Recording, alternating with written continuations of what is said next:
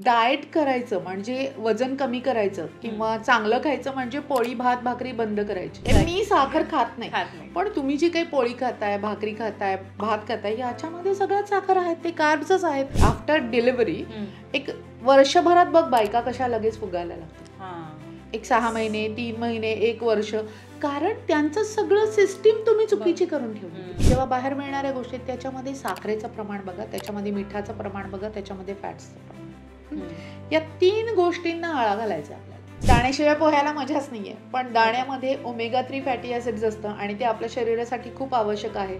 त्याचा glycaemic index पण कमी आहे. पण थोडे दाणे पोहेत असल्याशिवाय पोह्यांना मजा नाही. अरे सगळंच काही कॅलरीसाठी खाऊ नका, काहीतरी मनाची तृप्ती पण असते ना. हाय, हॅलो, नमस्कार. मी गार्गी. वेट सेट गोच्या नव्या कोऱ्या एपिसोडमध्ये तुम्हा सर्वांचं स्वागत करते. कसं आहे मंडळी, आपल्या आईनी, आपल्या आजीनी दिलेला आपला भारतीय पारंपरिक आहार, या भारतीय पारंपरिक आहाराचा आणि आत्ता जे मॉडर्न न्यूट्रिशन आहे, या दोघांचा कसा काय समतोल आहे किंवा यामधला ताळमेळ कसा साधला पाहिजे, या धकाधकीच्या जीवनामध्ये कुठला आहार किंवा कुठली आहार पद्धती आपल्यासाठी आवश्यक आहे, या सगळ्या आपल्या मनातल्या प्रश्नांची मनापासून उत्तरं देण्यासाठी आजच्या एपिसोडमध्ये आपल्याबरोबर आहेत सुप्रसिद्ध आहार तज्ज्ञ doctor Praniti Ashok ma'am. Thank you. Lokmat सखीमध्ये तुमचं मनापासून स्वागत आहे. धन्यवाद. मॅमची वेगळी अशी काय ओळख करून द्यायची, अगदी थोडक्यात सांगायचं झालं तर आहाराकडे किंवा डाएटकडे बघण्याचा एक पॉझिटिव्ह दृष्टिकोन गेले अनेक वर्ष मॅमनी दिलेला आहे. विशेष म्हणजे आहार हेच औषध, हे त्यांचं जे ब्रीदवाक्य आहे आणि ते ब्रीदवाक्य खरंच लाईफ चेंजिंग आहे असं मला वाटतं आणि त्याचबाबत आज आपण त्यांच्याबरोबर गप्पा मारणार आहोत. मॅम, पुन्हा एकदा मी तुमचं स्वागत करते. थँक्यू. जसं मी सुरुवातीलाच मॅम म्हटलं की आई आजीने दिलेला असा आपला भारतीय पारंपरिक आहार, ती थाळी की ज्याच्यामध्ये सगळे जिन्नस आहेत आणि ते शरीरासाठी परिपूर्ण आहेत, त्याविषयी तुमचं काय मत आहे? कसं ते शरीरासाठी फायदेशीर आहे? तू जसं म्हणतेस तसं भारतीय पारंपरिक आहार हा जेव्हा आपण म्हणतो तेव्हा त्या आजीनं त्या सगळ्या गोष्टींचा विचार करून दिलेला आहे. पण तिला ते प्रोटीन आहे की कार्ब आहे की फॅट आहे हे माहिती नव्हतं. खरी गोष्ट. पण आता जेव्हा आपण त्याचं सायंटिफिक अनालिसिस करतो तेव्हा ते परफेक्ट प्रोटीन ते आपल्याला देत होते. म्हणजे आता जेव्हा 60 वर्षाच्या काकू जेव्हा माझ्याकडून डाएट घेतात तेव्हा त्या म्हणतात की पण माझी प्रोटीन रिक्वायरमेंट कम्प्लीट होते की नाही आहे. म्हटलं, आपण जेव्हा आपल्या आईवडिलांनी आपल्याला लहानाचं मोठं केलं तेव्हा आपल्याला कधी त्यांनी जेवायला वाढताना असं म्हटलं का ग की हां हे प्रोटीन आहे, हे तू व्यवस्थित खा आणि हे नाही. त्यांनी आपल्याला होलसम म्हणजे परिपूर्ण जो आहार असतो तो त्यांनी आपल्याला दिला, ज्याच्यामध्ये आपल्याला व्यवस्थित सगळं काही मिळत होतं. पण आता आपण त्याचं ॲनालिसिस करायला लागलोय. याचं मेजर कारण काय, कारण आता जे काही ओबेसिटी वाढती आहे, जे काही सगळीकडे त्याच्यामुळे निर्माण होणारे आजार वाढतात, तेव्हा लोकांना त्याच्यामध्ये सायंटिफिक गोष्टीत शिरण्यास वाव मिळालेला आहे. पण त्याचं कारण खूप वेगळं आहे. पारंपरिक आहाराला तुम्ही दोष देऊन अजिबात चालणार नाही. कारण जेव्हा तुम्ही आहार घेता तेव्हा तुमच्या ताटामध्ये भाकरी असते किंवा पोळी असते, भात असतो, वरण असतो, भाजी असते, थोडंसं सॅलड असतं किंवा आपण म्हणतो की भाजीच्या स्वरूपातच ते आपल्याला सॅलड देत होते. असं खूप काही वेगळं हे नाही. कोशिंबीर, पण आपल्याला कोशिंबीर मिळत होती. सो जेव्हा आपण म्हणतो की आपल्याला कार्ब, प्रथिने किंवा फॅट्स हे पाहिजे आहेत, तेव्हा ते त्या ताटात जर का शोधलं तर तुम्हाला, जर का कार्ब्स हवे असतील तर तुम्हाला पोळी आहे, तुम्हाला भात आहे, तुम्हाला भाकरी आहे या प्रमाणात. पण ते कार्ब्स हे कॉम्प्लेक्स कार्ब्स आहेत. हे प्रत्येकानं लक्षात ठेवा की ते विथ फायबर्स येतात. म्हणजे आता आपण चिरफाड करतोय खरं पारंपरिकची, पण ते कसं सुटेबल आहे हे पण आपल्याला माहिती असणं गरजेचं आहे. पण तुम्ही जे साखरेमुळे आजार होतात, जेव्हा साखर बंद करायची असं सगळीकडे अगदी म्हटलं मी साखर खात नाही, पण तुम्ही जी काही पोळी खाताय, भाकरी खाताय, भात खाताय, याच्यामध्ये सगळ्यात साखर आहेत, ते कार्ब्सच आहेत. पण ते येतात ते फायबर्समध्ये येतात, त्याला पॅकिंग फायबर्स असतं. आणि तुम्ही जी साखर म्हणताय ती साधी पांढरी साखर असते किंवा केक्स असतात, पेस्ट्रीज असतात, त्याच्यामध्ये ती काही साखर घातलेली असते, किंवा आपण कोल्ड्रिंक्स म्हणतो त्याच्यामध्ये जी काही साखर असते ती साखर बंद करणं गरजेचं आहे. ना की तुम्ही लगेच तुमच्या पोळीवरती आणि भातावरती येणं गरजेचं आहे. कारण ते इंधन आहे, लक्षात ठेव. इंधनाशिवाय गाडी चालवायची असेल तर त्याचे काय हाल होतील हे जेव्हा आपण करतो, फॉलो करतो की लोक डाएट करायचं म्हणजे वजन कमी करायचं किंवा चांगलं खायचं म्हणजे पोळी भात भाकरी बंद करायची, कारण ते कार्ब्स आहेत. हे अतिशय चुकीचं आहे. कारण कुठल्या तरी आपण कशाच्या तरी एक ऐकिवात जातो, मग तुमची पोळी बंद करा, भाकरी बंद करा, भात बंद करा, मग तुमचा आजार बरा होईल. असं नाहीये. त्या प्रत्येकाला एक प्रमाण हा शब्द खूप महत्वाचा आहे. कारण जेव्हा आपण आहार हे औषध म्हणतो, तेव्हा औषधाला एक नाव असतं, औषधाला एक प्रमाण असतं आणि औषधाला ही एक वेळ असते. आता प्रमाण आणि वेळ हे जेव्हा आपण म्हणतो तेव्हा सगळ्यांच्याच नाकावरती थोडासा राग येणार आहे. कारण ते 2 गोष्टी असतील तरच आपल्याला त्या गोष्टीचा फायदा होणार आहे. खरी गोष्ट आहे, कारण आत्ताच्या धकाधकीच्या जीवनामध्ये हेच तर कुठेतरी आपलं चुकतंय. येस, म्हणून ती प्रमाण आणि वेळ या 2 गोष्टी खूप महत्वाच्या आहेत. म्हणजे माझं आता 7 वाजता काम संपलंय, 8 वाजता मी घरी आलीये आणि आता मला सगळ्या गोष्टींचा फडशा पाडायचा आहे. बरोबर. हे नाहीये योग्य. कारण समजा तू एखादं औषध दिलंय तुला आणि ते तू औषध दिवसभर घेतलं नाही, म्हणून काय संध्याकाळी आल्यावरती समजा ब्लड प्रेशरचं औषध आहे मला दिवसा नाही म्हणजे विसरून गेले मी, किंवा शुगरचं औषध आहे किंवा थायरॉइडचे औषध हे मी विसरून गेले, मी संध्याकाळी आल्यावरती आता 2-3 गोळ्या खाते कारण ते मी विसरलेले. असं होतं का कधी? नाही होत. म्हणूनच म्हटलं त्या गोष्टीला प्रमाण आणि वेळ असल्याशिवाय त्या गोष्टीचा तसा उपयोग तुम्हाला होणार नाही. म्हणून त्या औषधाचं एक नाव असतं, त्याला एक प्रमाण असतं, त्याला एक वेळ असते. हे तुम्ही पाळलत तर कदाचित त्या आहारालाच औषधाचं रूप देता येतं आणि त्याच्यातून अनेक आजार बरे होतात. हे आतापर्यंत आपण मला वाटतं हजारो लाखो पेशंट्स मधून आपण सांगितलेलंच आहे. त्याच्यामुळे औषध म्हणायचं असेल तर हीच गोष्ट लक्षात ठेवायची, औषध अनलिमिटेड खात नाही. औषधाला वेळ असते, औषधाला प्रमाण असतं आणि तसं असेल तरच ते आहार पण तसा असेल तरच तो औषध म्हणून उपयोगी पडतो, लागू पडतो. बरोबर. आणि मग एकंदरीत आपल्या दैनंदिन जीवनामध्ये आता जसं तुम्ही म्हणालात की योग्य वेळ असली पाहिजे, साधारण कधी नाश्ता करणं, कधी खाणं हे योग्य आहे? हे पण आपलं सगळ्यांनी सांगितलेलं आहे. लहानपणापासून आपण सकाळी उठल्यानंतर आपण ब्रेकफास्ट करतो, दुपारी जेवण करतो, रात्री जेवण करतो. हे साधारण 3 आपण याच्यामध्ये तो डिवाइड करून घेत असतो. का करतो? कारण आपल्याला खूप मोठी भूक ताणायची नाहीये. जेव्हा ती ताणली जाते ना तेव्हा त्याच्या मेटाबॉलिक सिस्टीम मध्ये पण डिफेक्ट्स तयार व्हायला लागतात. राईट. मग आपल्याला मेटाबॉलिक सिस्टीम मध्ये डिफेक्ट्स तयार झाले की मग आपल्याला काय काय व्हायला लागतं, त्याच्याशी रिलेटेड आजार, थायरॉइड. लक्षात घे, जेव्हा आफ्टर डिलिव्हरी एक वर्षभरात बघ बायका कशा लगेच फुगायला लागतात. एक 6 महिने, 3 महिने, 1 वर्ष, कारण त्यांचं सगळं सिस्टीम तुम्ही चुकीची करून ठेवली. म्हणजे तिला झोप मिळत नाही, तिला खाण्यावरती त्याच्यामुळे कंट्रोल राहत नाही, तिला बाळासाठी खा असं म्हटलं जातं, त्याच्यामुळे ती जी सिस्टीम चुकायला लागते ती थायरॉइडचा आजार देऊन बसते त्यांना. म्हणून आता बायका एक 6 महिन्याचं 9 महिन्याचं बाळ झालं कीच म्हणतात की बास आता ह्याच्या पुढे मला जायचं नाही मॅडम, हे फक्त देव चढलंय ते फक्त कमी करून द्या. म्हणजे बाळाला पण न्यूट्रिशन मिळालं पाहिजे, तिला पण न्यूट्रिशन मिळालं पाहिजे, पण इतक्या एक्सेस नको की तो आजार जो थायरॉइडचा, हायपोथायरॉइडचा पण जे म्हणतो आपण, प्रेग्नन्सी नंतरच्या ह्याच्यामध्ये जो बायकांना सुरू होतो, तो आजार टाळता येऊ शकतो. फक्त आपल्याला योग्य वेळी जागं व्हावं लागतं. त्याच्यानंतर तुम्ही व्यवस्थित आहार सुरू केला तुमच्या प्रमाणात आणि तुमच्या वेळेत की तुम्हाला त्याचा त्रास होत नाही आणि जे काही वाढले ते पण आपण ते कमी करू शकतो आरामात. खरंय. आणि जसं आता तुम्ही म्हणताय की आपली एक दिनचर्या असते, जसं तुम्ही म्हणालात की सकाळी न्याहारी केलीच पाहिजे किंवा दुपारी जेवण.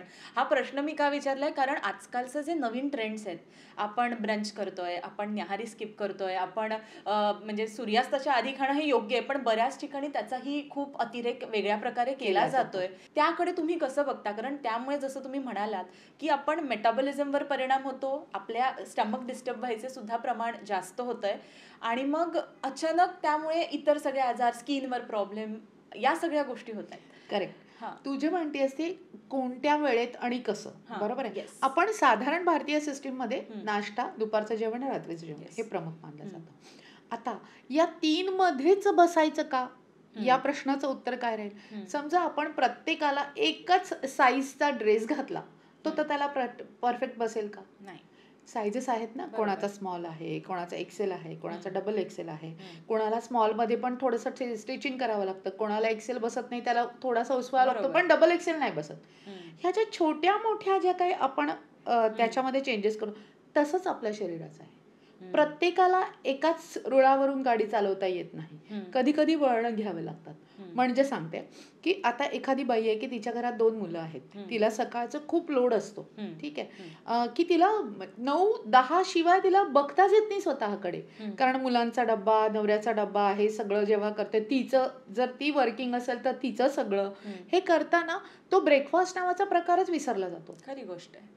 बरोबर आहे. मग काय करणार? तर तिला म्हटलं जातं, बाई जे रेडीमेड आहे, म्हणजे काय, हम्म. की तू एखादं फ्रूट खाऊन घे, थोडेसे ड्रायफ्रुट्स खाऊन घे उठल्या उठल्या, एखादं फ्रूट खाऊन घे, की जेणेकरून 9 वाजेपर्यंत तुझी त्या सिस्टीमला धक्का तरी लागला पाहिजे. कारण आपण जेव्हा रात्रभर काही खात नाही, तेव्हा आपल्याला भूक लागलेली जी असते तिथे काही ना काहीतरी आपल्याला खाता आलं पाहिजे, सो दॅट मग ती 10 वाजेपर्यंत जेव्हा शांत होईल तेव्हा ती पुढचा विचार करेल. विचार करेल.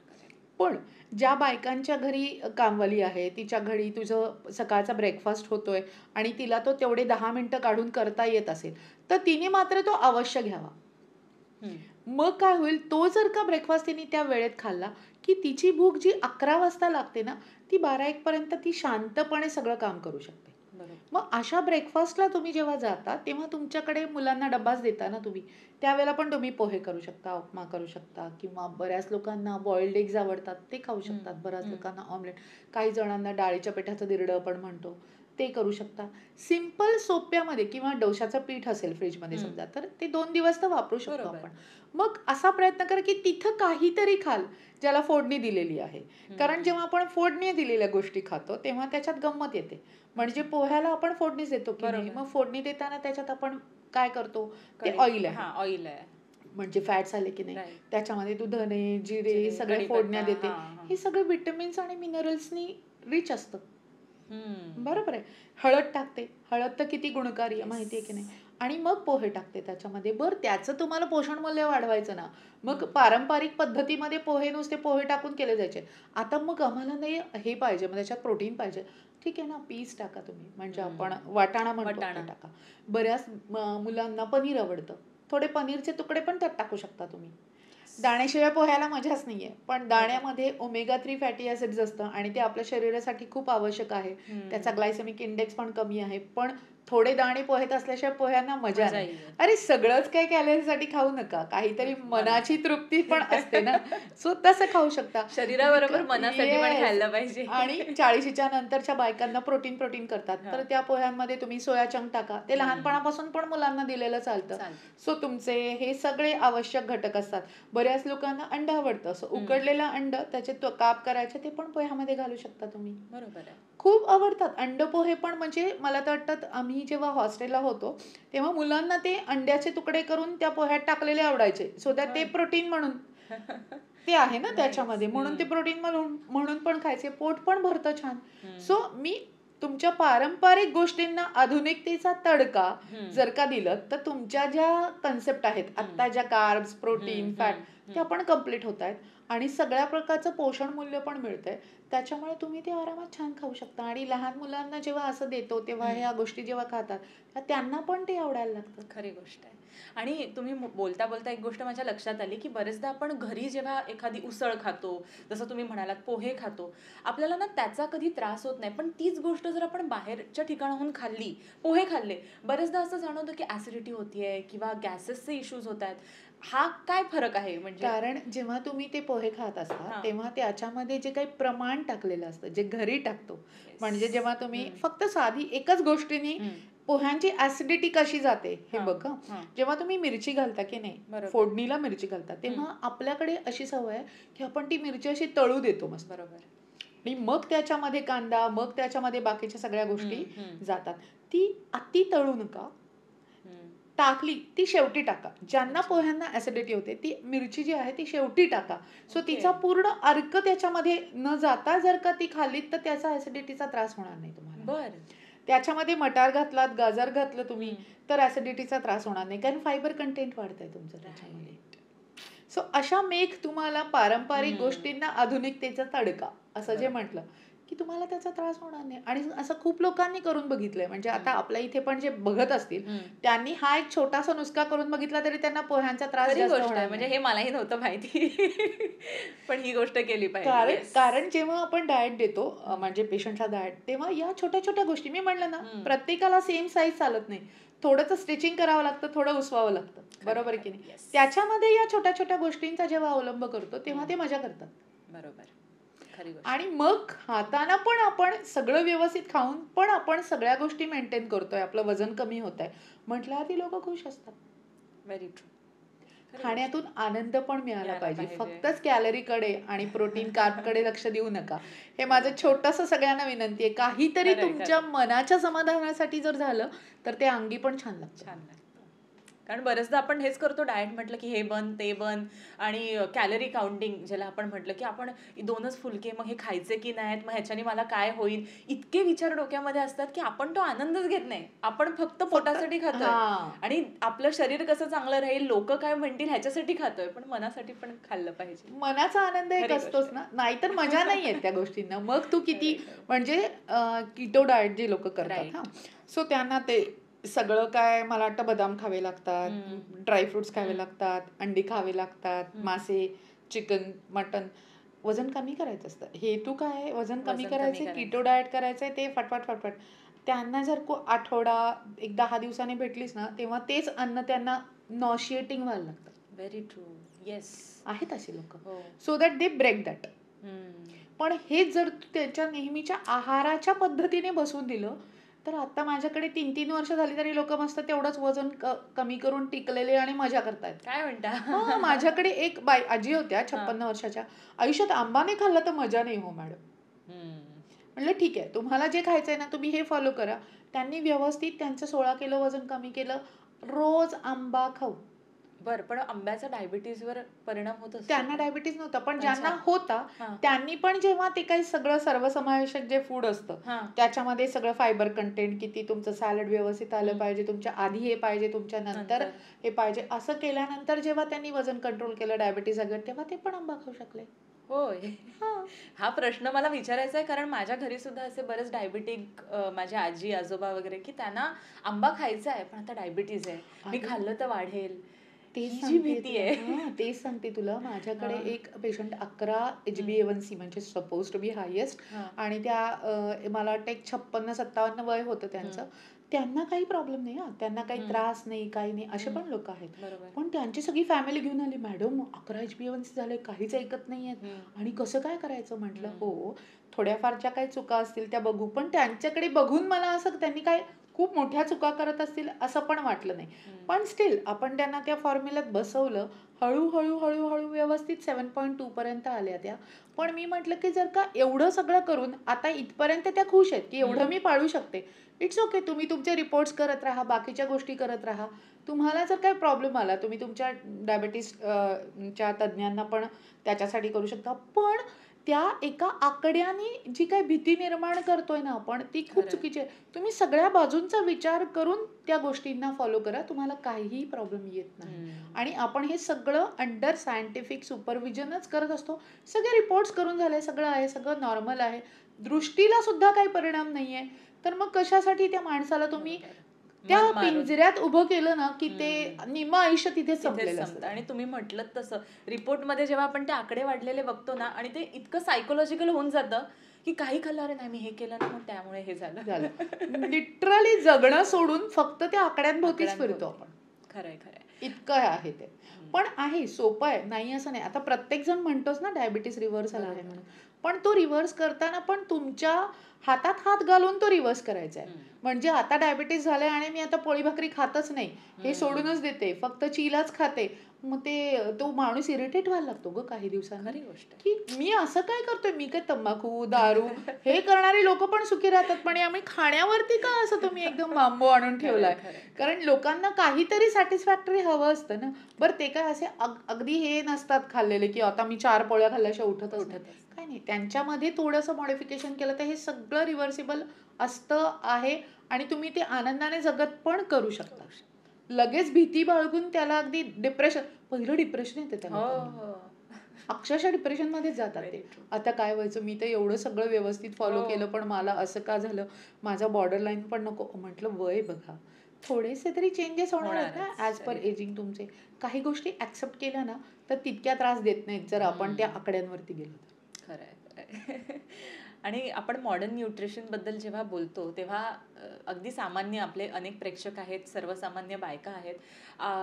माझ्या घरी वगैरे पण असं जेव्हा आपण म्हटलं जातं तेव्हा त्यांना असं वाटतं ते जंक फूडशी त्याला कनेक्ट करायला जातात. म्हणजे आत्ताचं जे सगळं आहे ते कुठेतरी जंक आहे किंवा ते कुठेतरी, हा जो डिफरन्स आहे हा तुम्ही कसा आपल्या प्रेक्षकांना सांगाल? आता डिफरन्स म्हणायचा झाला हां, तर हां. आता हे सगळे जंक फूड्स आहेत, हे सगळे टी व्हीवरती दिसत आहेत, त्याच्या जाहिराती दिसत आहेत, हिरो हिरोईन्स आहेत त्याच्यामध्ये की ते हे खात आहेत, ते खात आहेत, चिया सीड्स खात आहेत, कुठे आवकडो खात आहेत, कुठे तुमचा बर्गर आहे, कुठे तुमचं पिझ्झा आहे, तुमचे पास्ता आहे. या सगळ्या गोष्टींमध्ये महत्त्वाचं काय आहे माहिती आहे का, जिथे तुम्ही न्यूट्रिशनच्या गोष्टी बोलता तेव्हा तिथे कुठेतरी जेव्हा बाहेर मिळणाऱ्या गोष्टी त्याच्यामध्ये साखरेचं प्रमाण बघा, त्याच्यामध्ये मिठाचं प्रमाण बघा, त्याच्यामध्ये फॅट्सचं प्रमाण बघा. या 3 गोष्टींना आळा घालायचा आपल्याला. बरोबर. ज्या आधुनिक जगामध्ये तुम्ही खाताय त्याच्यामध्ये या 3 गोष्टी तुम्हाला भरभरून दिल्या जातात, तरच ते टेस्टी होतं, चवदार होतं. आणि म्हणून बाहेरचं खायला मुलं बघ कशी लगेच चवताळलेली असतात. नाही मला आता बर्गर खायचा आहे, माझा पिझ्झा खायचा क्रेविंग आहे. होते. क्रेविंग त्याच्यामुळे होतीये. त्याच गोष्टी या सगळ्यांचं प्रमाण करून तुम्ही जर का फॉलो करायचा प्रयत्न केलात तर त्या गोष्टी आपण टेस्टी पण बनवू शकतो. म्हणजे आता तुला म्हणायचं तर पिझ्झा, जिथे ते मैदा वापरतात तिथे पोळी घे, पोळी पिझ्झा आहे की नाही. जे आणि आता करतात बऱ्याच बायका ते पण करतात की पोळीला वरती भाज्या घालून थोडंसं चीज घालून मग ते मायक्रोवेव्हला करून तो असा मस्तपैकी दिलेला असतो. हा पर्याय राहू शकतो. म्हणजे त्याच्यामध्ये तुला कमीत कमी फॅट्स, मीठ किंवा साखर हे प्रमाण.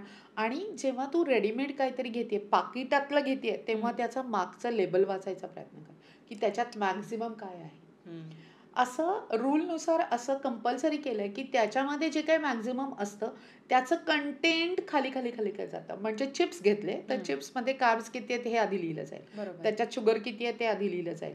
तसंच तू ज्यूस पिलास तर त्या ज्यूसमध्ये साखर किती आहे, तुम्ही जेव्हा लेबल वाचता ना तेव्हा 1 नंबरला साखर येईल कदाचित तिथे. अच्छा, बरोबर. तेव्हा तुम्हाला कळतं की तुम्ही काय घेताय, तुम्ही फ्रूट घेताय की तुम्ही साखर पिताय. म्हणजे फ्रूट सिरप घातलेले साखर पिताय तुम्ही, मग हे चुकीचंच आहे ना. बरोबर. तुम्हाला 3 गोष्टी आता जे केल्यात की नाही, आत्ताचा नवीन जो रूल आलाय NIN आणि ICMR ने केलेला, मध्येच आपला एक पॉडकास्ट झाला होता त्याच्यामध्ये, की ह्या 3चं प्रमाण कंट्रोल करणं एवढीच आपली जबाबदारी आहे. घरातल्यांवरती खूप मोठा घाला नाही घातला तरी पण अजून पण लोकांमध्ये अशी कन्सेप्ट आहे की पोळी खाल्ली, चपाती खाल्ली, चपाती म्हणजे विष आहे असं ठरतात आता सगळी यंग जनरेशन. होय, खरंय. ते नाहीच खायचं. ते खाल्लं की म्हणजे त्याच्यात ते ग्लुटेन असतं. अरे 10,000 मध्ये एखाद्याला होतं काय, ग्लुटेन ग्लुटेन ग्लुटेन करून बसलाय तुम्ही. काही नाही. प्रत्येक गोष्ट त्या प्रमाणात. आता समजा 2 माझ्या ताटामध्ये भाज्या आहेत, बरोबर आहे की नाही. माझ्या ताटात पिठलं आहे, माझ्या ताटात भेंडी आहे, माझ्या ताटात मेथीची भाजी आहे. तर मी काय करणार आहे, मला भेंडी ही पोळी बरोबर खायला आवडते, मला भाकरी बरोबर नाही आवडत. बरोबर, बिकॉज दॅट इज ड्राय. आणि हे पण मी मेथीची भाजी भाकरी बरोबर खाऊ शकते, पिठलं भाकरी बरोबर खाऊ शकते. So make a choice which feels you good. बरोबर. त्याच्यामुळे लगेच पोळी दुष्ट झाली आणि भाकरी चांगली आली असं पण नाहीये. दोन्ही गोष्टी तुम्ही करू शकता. आणि फक्त आता काय होतं, समजा एखादा डायबिटीसवाला पेशंट आहे, त्याला फायबर्स जास्त पाहिजेत शुगर कमी व्हावी म्हणून, तर मग आपण फायबर्स जास्त हवेत म्हणून भाकरी घेतली आहे तिथे त्यांनी, की पोळीमध्ये पोळीपेक्षा भाकरीमध्ये फायबर्स जास्त आहेत. पण असे पण माझ्याकडे पेशंट्स आहेत की ज्यांची भाकरी खाऊन शुगर वाढते पण पोळी खाऊन नाही वाढत. अच्छा. So it depends. परत म्हटलं ना, कोणाचा एक्सेल कोणाचा डबल एक्सेल हा जो फिरतोय. तर लोक म्हणतात मग काय प्रत्येक जण तेच खातो, तुम्ही काय वेगळे देता. अरे त्यांच्यातले गुण तुम्हाला ओळखावे लागतात जे त्याच्या पोटाशी बांधलेले आहेत. खरंय खरंय. मग हे जर असं असेल तर म्हणून मग मला काही जणांना पोळीच द्यावी लागते. नाही मॅडम भाकरी खाल्ली, शुगर करून बघितली 2 तासांनी पण वाढतीये. असे आपल्यामध्ये पण बघणाऱ्यांमध्ये पण असे प्रकार असतील, असतातच. त्याच्यामुळे त्या गोष्टींना किती हे करायचं, किती फाडाफाडी करायची त्याच्या आणि किती आपल्या ताटांमध्ये सजवायचं हे आपल्यावरतीच आहे. खरंय. आता भाकरीचा विषय निघाला, नाचणीची भाकरी, बाजरी, ज्वारी ही जी धान्य आहेत आणि ह्यांच्यापासून आपण ज्या भाकऱ्या बनवतो, कसा आपल्या शरीरावर त्याचा परिणाम होत असतो? काही नाही, त्याच्यामधले कंटेंट्स फक्त वेगवेगळे आहेत. म्हणजे बाजरीमध्ये जास्त आयर्न आहे, नाचणीमध्ये जास्त कॅल्शियम आहे आणि आपण जे म्हणतो ज्वारीमध्ये दोघांचं मिडल राहतं, त्याच्यात फायबर्स जास्त आहेत. मग आपण काय करतो, नाचणी कोणाला देतो की ज्या बायकांचं कॅल्शियम कमी झालेलं आहे अशांना नाचणी प्रेफर करतो. ज्यांना बाजरीने पण शुगर वाढते, हां असं पण आहे. बाजरीची भाकरी most of the time sugar वाढवणारी असते. असं बऱ्याच पेशंट्सला जेव्हा देते तेव्हा आयर्न पाहिजे तुम्हाला, तुम्ही बाजरी घ्या. बरीच लोक एकत्र धान्य करतात, पण जे धान्य चालत नाही त्याच्यामध्ये तर ते इन्क्लूड असेल तर ते परत पोटाला अपचन सुरू होतं. सो तुम्हाला खाल्ल्यानंतर ते गोष्ट जर का पूर्ण पचत असेल, त्याचा तुम्हाला त्रास होत नसेल, तुम्हाला कुडकुड कुडकुड होत नसेल, तर तुम्ही ती गोष्ट खाऊ शकता. मग ती नाचणी असू देत, बाजरी असू देत किंवा ज्वारी असू देत. थोडेफार पोषण मूल्य कमी जास्त मध्ये फरक आहे. जसं मी सांगितलं, ज्यांना ज्याची गरज जास्त त्यांना ती गोष्ट दिलेली कधी चांगली असते. चांगली. पण हा ऑप्शन तांदळाच्या भाकरीला होतो का? कारण तांदूळ खाऊ नका किंवा ते कुठेतरी आपण मायनस केले पाहिजेत असंही म्हटलं जातं. मग कोकणातल्या लोकांचं काय झालं? खरंय खरंय, ती लोक तर तांदळाचीच भाकरी खातात. इवन आपल्याकडे पण असे काही रेस्टॉरंट आहेत फिश थाळीवाले की जिथे तुला भाकरी पोळी मिळत नाही, तू भाकरी मागितलं की तांदळाचीच भाकरी देतात. कारण ते त्यांचं लोकल खाद्य आहे. आता जेव्हा फिश बरोबर तू भाकरी खाते, तांदळाची भाकरी खाते, तेव्हा काय होतं बघ ना, फिश हे प्रोटीन आहे की नाही, त्याच्यामध्ये मोस्ट ऑफ द प्रोटीन, आणि हे तुझं काय भाकरी म्हणजे काय आहे, तुझे कार्ब आहे, ते कॉम्बिनेशन आहे ते. सो इट्स ऑल अबाउट आपण जे विचार करतो, जे इकडनं तिकडनं व्हॉट्सअप युनिव्हर्सिटीमध्ये आपल्या कानावर येतं. हा, आता तुम्ही तांदळाची भाकरी पण खाताय आणि भात पण एकत्र खाताय आणि तुम्हाला डायबिटीस आहे, तर मग तुम्ही विचार करा. मग तेव्हा तुमचे कंटेंट वाढले ना दोन्हीमध्ये पण, भाकरी पण तांदळाची आणि भात पण तांदळाचा. बरोबर. मग काय, आणि ब्राऊन राईस मध्ये तर काय म्हणजे विचारूच नको की राईस मग ब्राऊनच खावा लागेल का आता. माझा पुढचा प्रश्न तोच होता की राईस मध्ये पण खूप व्हरायटी आहे, नेमकं काय खावं ते सांगते. जेव्हा ब्राऊन राईस तू शिजवते, तू कधी शिजवलास का ब्राऊन राईस? ब्राऊन राईस नाही, म्हणजे टिपिकल ब्राऊन राईस नाही, कोकणातले जे ब्राऊन कलर्स असतात जाडे तांदूळ, ते जेव्हा शिजवशील ना तेव्हा तुला 10 ते 12 शिट्ट्या लागतात. हो, शिजायला वेळ लागतो. आपल्या साध्या राईसला एवढा नाही लागत. मग जर ते शिजण्यासाठी इतका वेळ घेतायत तर ते पचण्यासाठी कसे पटापटा असतील. राईट. मग कुठले तांदूळ योग्य? आपला नेहमी साधा जो इंद्रायणी तांदूळ असतो की नाही, हे बघ, जो तांदूळ तू पाण्यात टाकते आणि वरती पांढरं होतं, बरोबर, त्याच्यामध्ये चांगले फायबर्स असतात. अच्छा. कारण तो ब्राऊन राईस तू जेव्हा करायला वेळ घेते आणि जेव्हा तो आपण जास्त खातो किंवा जेव्हा तेव्हा चांगल्या गोष्टींचं पोषण शरीरात व्हायला तो अडथळा निर्माण. बरोबर. खूप फुल रोज खाणार असशील तर त्याची गरज नाहीये तुला.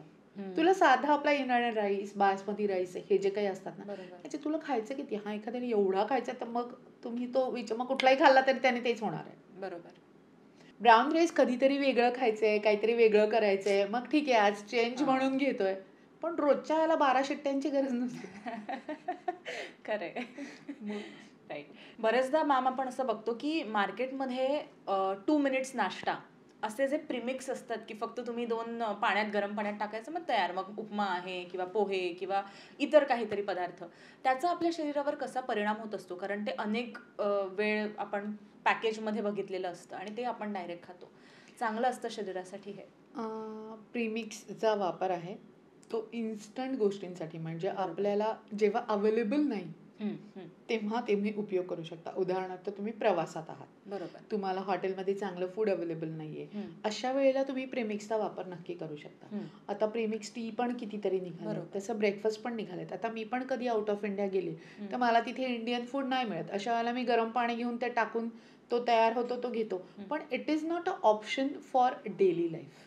राईट. कारण त्याच्यामध्ये पण ते प्रिझर्व होण्यासाठी बऱ्याच गोष्टी घातलेल्या आहेत. बरोबर आहे. त्याच्यामुळे प्रत्येक गोष्टीचा वापर कधी केव्हा किती करावा हे कळलं ना तर या चुकीच्या गोष्टींचा फार मोठा प्रसार केला जाणार नाहीये. लक्षात घे. मग जर का ते एवढंच चांगलं असतं तर मग आपण घरातले सगळे धान्य, घरातला सगळा किराणा माल सोडून सगळे प्रीमिक्स आहेत. अशा बायका, जॉब करणाऱ्या बायका आहेत की रेडीमेड आज डाळच आणली, रेडीमेड आज हेच आणलं, बरेच जण रेडीमेड पराठे आणले. हे फक्त तुम्ही माहितीये का, या सगळ्या गोष्टींचा वापर हा जेव्हा मिळणार नाही तेव्हाच करायचं आहे. म्हणजे प्रवास जेव्हा आपण म्हणतो की आज काहीतरी आपल्याला फंक्शन आहे किंवा आज आईला यायला उशीर होतोय खूप आणि मला ह्याच्याशिवाय काही दुसरं खायला अवेलेबलच नाहीये, तर करावा. नाही तर त्याही पेक्षा जेव्हा आपला फ्रीज वापरतो आपण तेव्हा 2 दिवस तुम्ही त्या फ्रीजमध्ये ती गोष्ट करून ठेवू शकता आणि खाऊ शकता अगदी सेफली. म्हणजे तुला माहिती की उद्या तुला वेळ मिळणार नाहीये, ती थोडीशी भाजी जास्त केलीस, थोडंसं वरण जास्त केलेलं आहे आणि मग ते तू आज खाल्लंयस आणि उद्या मुलांना ते लागणार आहे. प्रीमिक्स पेक्षा ते चांगलं. राईट. कारण त्याला घरच्या हातची, घरच्या तेलाची, घरची ऑब्झर्व केलेली फोडणी आहे की जेणेकरून त्याची टेस्ट पण बदलणार नाही, मुलं खायला पण नाही म्हणणार आणि खूप ते अनहेल्दी नाहीच आहे, ते हेल्दीच आहे. फक्त 8-8 दिवस हा प्रकार करू नका. राईट. कारण असंच होतं आणि मग आपण आजारी पडतो आणि आपल्या शरीरावर त्याचा परिणाम होत असतो. म्हणून 2 ते 3 दिवस त्याच्यावरती नाही. मायक्रोवेव्हचा वापर तसाच करा तुम्ही. तुम्हाला जेव्हा अर्जन्सी असेल तेव्हा करा, त्यांनी काहीही चुकीचं नाही. ब्लूटूथ सारखे वेव्स त्या मायक्रोवेव्हमध्ये आहेत. काही त्यांनी कॅन्सर बिन्सर होतं असं काहीही नाहीये. फक्त अति वापर जेव्हा करतो तेव्हा या गोष्टी आपल्याला भोगाव्या लागतात. म्हणून आज तुमची ऑफिसमध्ये मीटिंग आहे, यायला खूप उशीर होणार आहे, सकाळी मी पुलाव करून ठेवला आहे, तो संध्याकाळी मुलं खातील आणि ऊन आहे, उन्हाच्या त्या टेम्परेचरमध्ये खराब होऊ शकतो. So keep it in fridge, make it hot in microwave आणि लेट देम इट, काय प्रॉब्लेम नाहीये. बरोबर. कारण तो बनवलेला खूप चांगल्या पद्धतीने आहे. खरंय. पण जेव्हा हाच दाल खिचडी किंवा तुम्ही जेव्हा झोमॅटोवरून मागवताय, यू डोंट नो त्याची टेस्ट किती भन्नाट असते. म्हणजे जो वरण भात, दाल खिचडी जो घरी करशील त्याची साधारण 200 ते 300 कॅलरीज असतात. पण तो जो झोमॅटोवरून आणलास ना की ते 700-800 कॅलरी होऊन जातं. आणि खूप थोडंसं खाल्लं तरी खूप खाल्ल्यासारखं वाटतं, फिलिंग पोट येतं. जड-जड. कारण त्याच्यात तेवढा बटर, तेवढं फॅटचा तडका आणि तो मारलेला सोडा असतो. वगैरे सुद्धा शरीरासाठी घातक असतो. घातक असतो ना मग. अति प्रमाणात सगळ्याच गोष्टी घातक आहे. जेव्हा तू डाळ शिजवते तेव्हा कधीतरी छोले वगैरे शिजवताना आपल्याला सोडा घालावा लागतो. कारण खूप हार्ड आहे ना. त्याला पेनिट्रेट करण्यासाठी तो सोडा आवश्यकच आहे. नाहीतर ते शिजणारच नाही आणि जर ते शिजलं नाही तर ते पोटात गेल्यावर त्रास देणार आहे. बरोबर. म्हणून पारंपरिक गोष्टीने जेव्हा आपण सगळं करतोय तेव्हा आपल्याला सांगितलंय काय शिजताना सोडा घालायचा आहे आणि काय शिजताना. मुगाची डाळ शिजवताना कधी सोडा घालशील का? पण छोले राजमाला तू घालू शकते ना. राईट. घालावंच लागतं, अदरवाईज ते तसे शिजणारच नाहीये आणि ते हार्ड टू मग डायजेस्ट होतात परत आपल्याला. Very true. तसंच एक जो प्रकार आहे तो म्हणजे आपण ग्रीन टी मोठ्या प्रमाणात पितो किंवा बाहेरनं आपण प्रोटीन सप्लिमेंट्स घेतो. म्हणजे रादर दॅन आपल्या जेवणातलं किंवा आहारातले घटक आजकाल ती एक क्रेज झाली आहे की मी प्रोटीन घेतोय किंवा मी प्रोटीन घेतेय आणि म्हणून मी फिट आहे किंवा काय. तर याकडे तुम्ही कसं बघता आणि ग्रीन टी खरंच वेट लॉससाठी हेल्पफुल असतं का? हे बघ, आता ग्रीन टीचं जर का म्हणणं झालं तर अतिप्रमाणात प्रत्येक गोष्ट ही चुकीचीच आहे. बरोबर. मी सजेस्ट करेल की तुम्हाला समजा एखादी बाई आली आहे, तिला चहा प्रचंड आवडतो, पण तिला सांगितलंय की चहा प्यायचा नाहीये, ग्रीन टीच प्यायचा तुम्ही. मग मी काय करते, ठीक आहे तुला ग्रीन टी पाजायचं आहे ना, मग तू काय कर, एक वेळेला चहा दे साधा आपला, एक वेळेला ग्रीन टी दे. 10 वेळेला ग्रीन टी घ्यायची गरज नाहीये. कारण तो परत तुमच्या सगळ्या चांगल्या गोष्टी ज्या पचन व्हायला पाहिजे त्याला पण अवरोध निर्माण करत असतो. म्हणून 1 किंवा 2 वेळेला साधारण टपरी, हे बघ, चहा आणि कॉफी काही घ्या, टपरीवाला कप, लक्षात ठेवा तुम्हाला त्रास होणार नाही. दिवसातून 1 किंवा 2 वेळेला, लक्षात ठेवा तुम्हाला त्रास होणार नाही. आणि जे अति घेत असतील ना त्यांनी फक्त एवढंसं करून बघा, ऍसिडिटी, नंतर अपचन किंवा गॅसेस होत आहेत, ब्लॉटिंग होत आहे, हे सगळं ऑटोमॅटिक कमी करेल. त्याच्यामुळे कुठलाही टी घ्या, ग्रीन घ्या, व्हाईट घ्या, ब्लॅक घ्या, येलो घ्या, लेमन घ्या, ब्लू घ्या, ह्याचं प्रमाण हे ठरलंच पाहिजे तरच त्याचा उपयोग आहे. आणि जगात अशी कोणतीही टी नाहीये की ज्याच्यामुळे डिटॉक्स जे म्हणतो ना आपण, डिटॉक्स जे म्हणतो ना, असं काहीही नाहीये. डिटॉक्स हे तुम्ही कमी खाल्ल्यानं, चांगलं खाल्ल्यानं, योग्य पद्धतीनं खाल्ल्यानंच होतं आणि ते लिव्हर आणि किडनीज करत असतात. जगातली कुठली गोष्ट अशी ओन डिटॉक्स करणारी नाहीये. तो एक खूप मोठ्या प्रकारचा मिथ आहे, ते गैरसमज आहे की मॅडम मग मला डिटॉक्सला काहीतरी घेऊ का, मग धणे आणि जिऱ्याचं पाणी घेऊ का, सकाळी मी दालचिनी घालून पाणी करते आणि त्यांना मग नंतर तिकडे पाईल्सचा त्रास होत असतो. सकाळी दालचिनीचं पाणी घ्यायचं आणि मग मला पाईल्सचा त्रास होतोय म्हणायचं. ती इतकं उष्ण आहे ना की तुम्हाला ते नाही सूट होत. बऱ्याच लोकांना करोना नंतर किती लोकांना मुळव्यात पाईल्सचे त्रास झाले, कारण ते नाही ते मसाले उकळून पित होते. अरे तू मला सांग, मसाल्याचा जो डब्बा आहे त्याच्यातला चमच्याची साईज काय असते? पोह्यांचा चमचा असतो का छोटा चमचा असतो? मग त्याचा अर्थच तो आहे, जेव्हा तुम्ही चमचा छोटा घेताय तेव्हा त्याचं प्रमाणच कमी हवंय तुम्हाला. ते नाहीतर दालचिनी तर वाटेल तशी खातात. डायबिटीस कमी होतं दालचिनी घ्या, हे कमी होतं दालचिनी घ्या. अरे ती प्रमाणात घ्या आणि ती तुमच्या काळा मसाला गोडा मसाल्यामध्ये टाकतोच आहे ना आपण. पण ती घेऊन जर का असा त्रास होत असेल तर आधी ते बंद करा.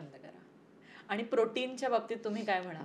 आता प्रोटीनच्या बाबतीत बऱ्याच लोकांना असा ॲडवाईस देण्यात येतो की 2 प्रकारचे प्रोटीन आहे. एक प्लांट प्रोटीन आहे आणि एक व्हे प्रोटीन आहे. बरोबर आहे. आता हे व्हे प्रोटीन आणि प्लांट प्रोटीन याची गरज किती आहे हे पहिल्यांदा ओळखायचं आहे. आता ICMRनंच तुम्हाला 0.8 पर kg असं दिलंय की नॉर्मल लोकांनी तेवढं घ्यायचंय, एक्स्ट्राचे घ्यायची गरज नाहीये.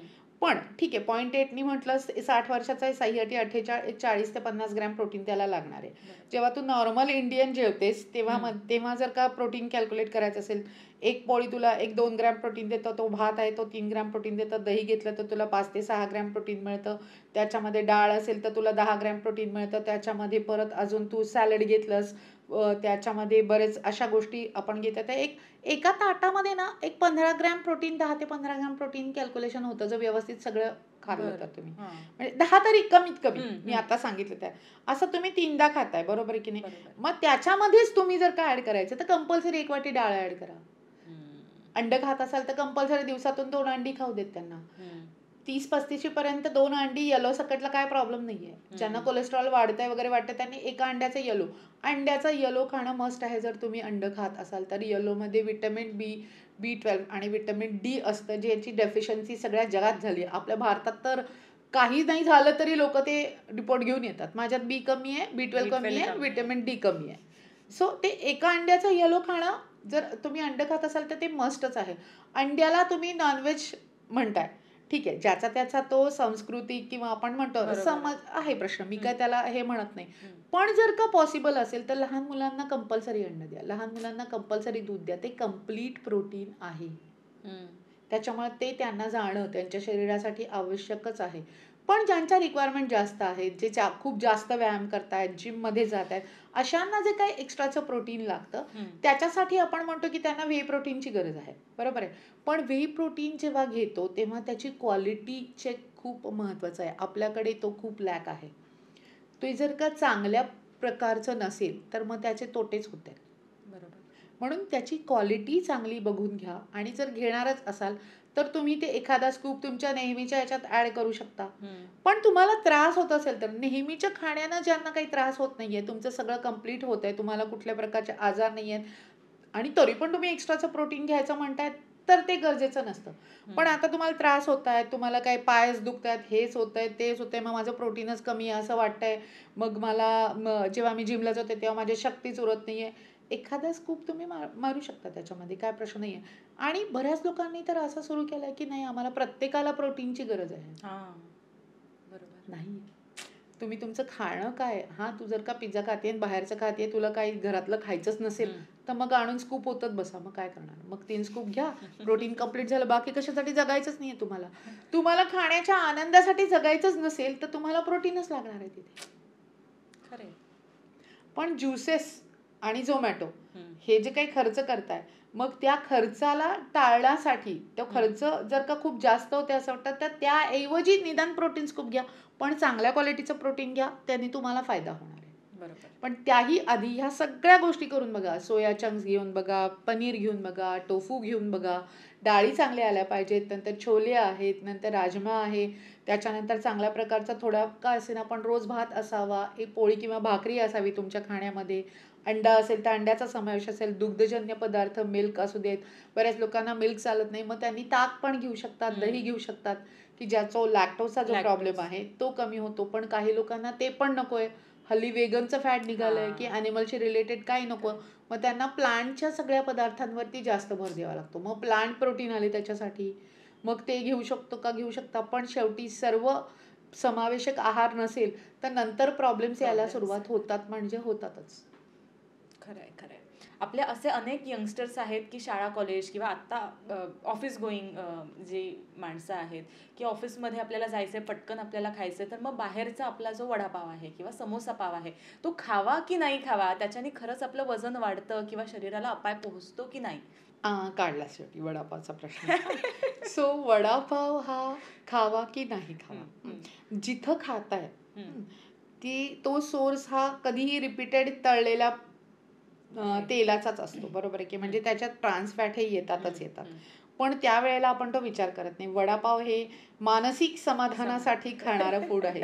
भुकेचा खूप मोठा रोल तिथे नसतो. आज खरंय, मला खरंय. वडापाव खायचा आहे तर मी तो खाणारच, खाणारच. आणि त्या कोपऱ्यावरच्या त्या माणसाचाच तो वडापाव असावा Yes. ही अगदी मनापासूनची इच्छा असते.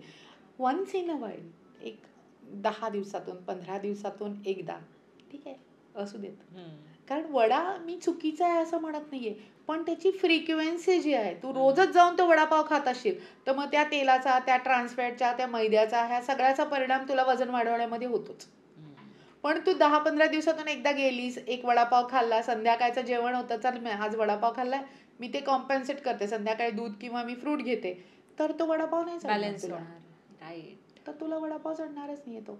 तोच वडापाव आई म्हटली चला रे आज मी घरी आहे, चला मस्त भजी करूयात किंवा वडा खाऊया, तर तू तो एक वन मील म्हणून तर खरंय. खाऊ शकते, काय प्रॉब्लेम नाहीये त्याचा. कारण मी तसं म्हटलं, जसं जगण्यासाठी एक मानसिक समाधान पण लाभलं पाहिजे ना. लोक ते बाजूला ठेवून जर करत असतील तर मग तिथे वडापाव नाही खाणार तर जाऊन पिझ्झा बर्गर खाऊन येतील, नाही ते एक ज्यूसचे बॉटल ती आपण म्हणतो ना ती घेतील आणि पिऊन टाकतील. मग त्याच्यापेक्षा तो वडापाव चांगला, कारण त्या वड्यामध्ये कार्ब्स आहेत, आत बटाट्याची भाजी असते, त्या स्टफिंगमध्ये बरीच लोक आता व्हेजिटेबल्स पण घालायला लागले, बरोबर. म्हणजे कार्ब कंटेंट कमी होतं बा. हा आधुनिक वडापाव असा पण मिळतो आता, की आत बटाट्याच्या भाजीबरोबर थोडं गाजर टाकतात, मटार टाकतात, त्याचं स्टफिंग करतात, त्याला त्या डाळीच्या पिठामध्ये आलं प्रोटीन तुझं, आणि तळताय म्हणल्यावर फॅट आलं, म्हणजे तिन्हीचं कॉम्बिनेशन आहे की नाही. मग असा वडापाव खायला काय प्रॉब्लेम नाहीये. पावच्या ऐवजी नुसता वडा खायची प्रॅक्टिस करा, काहीच प्रश्न येत नाही तिथे. किंवा ब्रेडची स्लाइस घ्या, अगदी एवढा मोठा पाव घेण्यापेक्षा. सो जगण्यासाठी खाताय ना तर कधीतरी मजा पण पाहिजे. प्रत्येकाला एकाच कात्रीत घेऊ नको, बापरे वडापाव खाल्ला मग आता कसं व्हायचं, माझं वजन वाढलं तर. एका वडापावनी काही वजन वाढत नाही. वन्स इन अ वाईल खाल्लं तरी वाढत नाही. तुझं मन समाधान झालं ना, तू पुढच्या सगळ्या गोष्टी करायला तयार रेडी आहेस ना. मग 5 किलो वजन कमी झालं की मी एक वडापाव खायला देते. खरंय. हा, कारण त्यांच्या आवडीचं, म्हणजे लहान मुलं जेव्हा येतात किंवा एक मिडल एज येतात, एक 15-16 वर्षाच्या मुली, खूप वजन वाढलेलं असतं, तू माझं हे फॉलो कर, मी तुला हे देते. मग तिला हे करताना त्याचा आनंद घ्यायचा असतो, त्याच्यामुळे त्या निमित्तानं ती दोन्ही करते. मग खाऊ दे ना, काय बरोबर. खरंय खरंय. आणि आपणच दाखवलेल्या गोष्टी आहेत त्या. मग वडापावची गाडीच बंद झाली तर कुठून आणतील. पण आहे तो गोष्ट आहे ती, फक्त ना त्याचं प्रमाण आणि त्याचा जो काही हे म्हणतो ना फ्रिक्वेन्सी, ही फक्त थोडी लक्षात घ्या, जेणेकरून जर तुम्हाला वजन कमीच करताय तर तुम्ही दररोज वडापाव नाही खाऊ शकत. आठवड्यातून एकदा एका मीलला कॉम्पन्सेट असं केलं तरी काय फार मोठा फरक पडतो असं काही नाहीये. कारण एका वड्यामध्ये साधारण 300 कॅलरी वगैरे येतात. आता 300 कॅलरीचं गणित सांगितलं तर झोपतील सगळे. कारण पोळी खाल्ली तरी तुम्हाला एक 60-70 कॅलरी मिळतात. एक वाटी भाजी घेतली, एक वाटी डाळ घेतली, एक वाटी भात घेतला, एक वाटी सॅलड कोशिंबीर घेतली तरी ते साधारण 250-300-350 कॅलरी पर्यंत जातं. खरंय. ठरवायचं तुम्ही कशाने पोट भरायचं आणि कशाने नाही. खरंय. आता अगदी सरतेशेवटी एक महत्त्वाचा प्रश्न प्रत्येकाला असतो, की आता मी भारतीय आहार ठेवलाय किंवा आपण जे मिक्स अँड मॅच करतो त्याच्यात बॅलन्स करतोय, मग त्याबरोबर व्यायाम केला पाहिजे की नाही केला पाहिजे? व्यायामाशिवाय आपण मेंटेन राहू शकतो का?